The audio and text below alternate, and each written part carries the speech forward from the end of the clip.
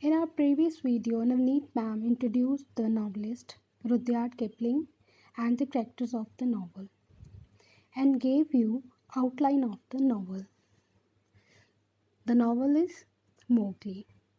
Today we will read the chapter 1, The Man Cub of the novel. It was 7 o'clock one warm evening in the jungle. Father Wolf woke up in his cave and stretched sleeping in the moonlight. Mother Wolf lay nearby with her 4 sweet little cubs. Cub is the young one of the wolf. Suddenly they heard Shere Khan, the old tiger who lived near the river 20 miles away. He was roaring. Roaring is the deep cry, angrily. Shere Khan had a bad leg, so he usually hunt only cows near the village because they ran slowly, but this night was different. He was noisy and hungry for something else. Mother Wolf knew what he is hunting, a man tonight. Father Wolf was not happy. The law of the jungle says an animal can kill or eat man only when teaching its children. There were many such laws in the jungle. All the animals followed them because they knew that there was always a good reason for these laws. Shere Khan's roar grew louder, ending in a short, terrible cry. Mother Wolf knew what that meant. He is missed, but wait, something's coming up the hill. Get ready. The leaves moved, and the wolf heard a small noise near the cave. Father Wolf was ready to jump at any enemy, but then he saw a little brown baby walk out of the trees. The baby looked up into Father Wolf's face and laughed. A man's cub? Look. Mother Wolf looked in wonder at the baby. Is that a human baby? I have never seen one before. Bring it here. Father Wolf carefully picked up the baby in his mouth and put it down next to his own cubs.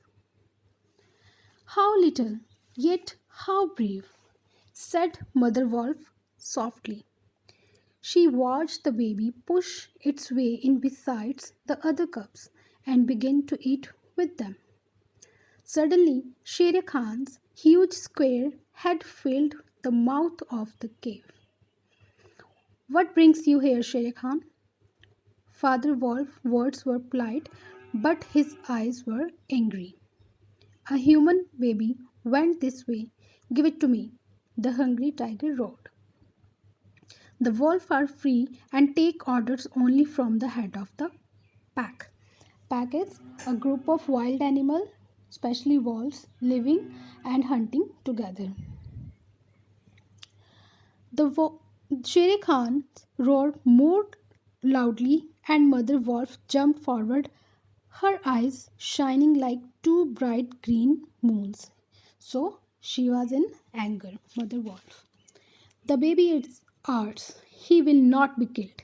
He will live to run with the pack and hunt with the pack.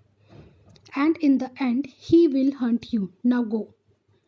Father Wolf was surprised. He forgot how she was when they first met.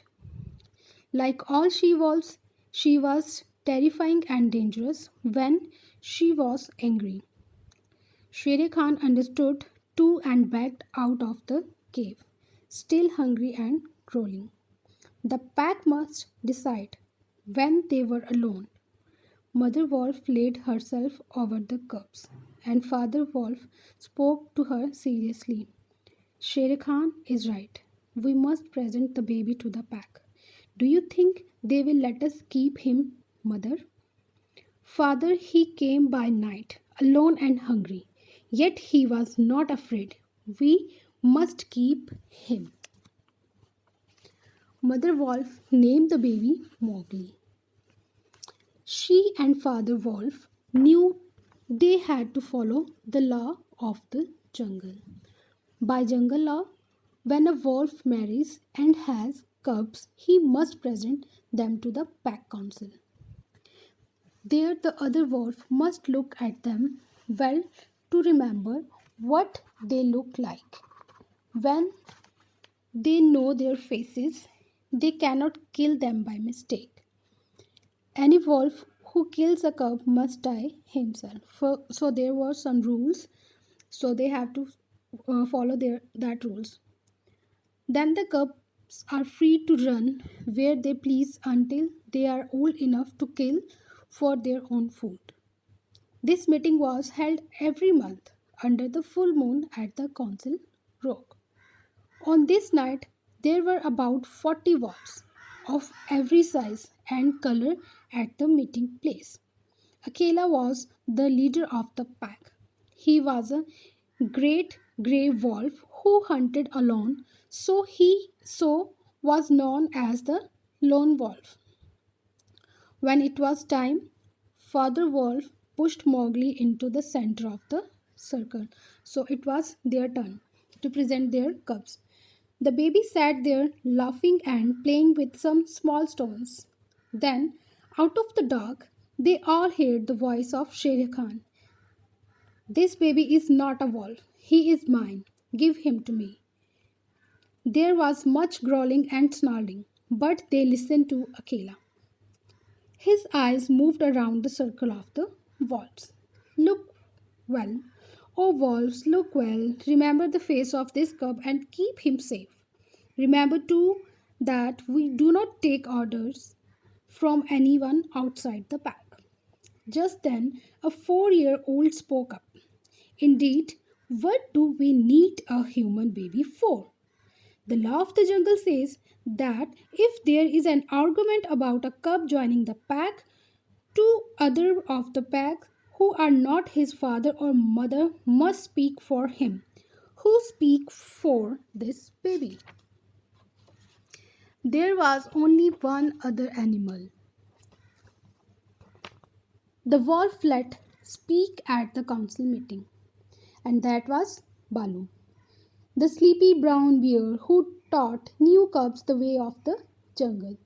He slowly stepped forward into the circle. I speak for the man's baby.